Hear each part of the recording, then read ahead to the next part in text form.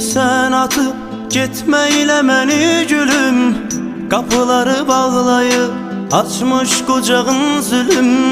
Düşünmüsənmi heç sensiz axı neylərəm? Dərdimi hər gecə tənhalığa söylərəm. Mən səndən sonra dərd elə yıxdı ki, sensizliyin aman dərmanı yoxdur ki, ürəyim döyünürsə. Həvəsim sən imişsən, həyatım gülüm ömrüm, nəfəsim sən imişsən. Mən səndən sonra dərd elə yıxdı ki, sensizliyin aman dərmanı yoxdur ki, ürəyim döyünürsə.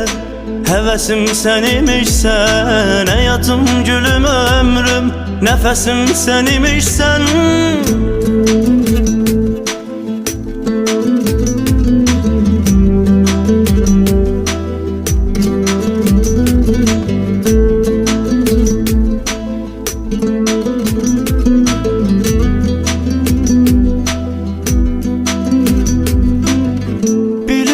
Sen atıp gitmeyle məni gülüm, kapıları bağlayıp açmış kucağın zulüm.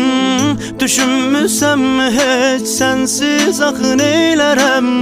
Dərdimi hər gecə tənhalığa söylərəm. Mən səndən sonra dərd elə yıxdı ki, sensizliyin aman dərmanı yoxdur ki, ürəyim döyünürsə. Həvəsim sən imişsən, həyatım gülüm ömrüm, nəfəsim sən imişsən. Mən səndən sonra dərd elə yıxdı ki, sensizliyin aman dərmanı yoxdur ki, ürəyim döyünürsə.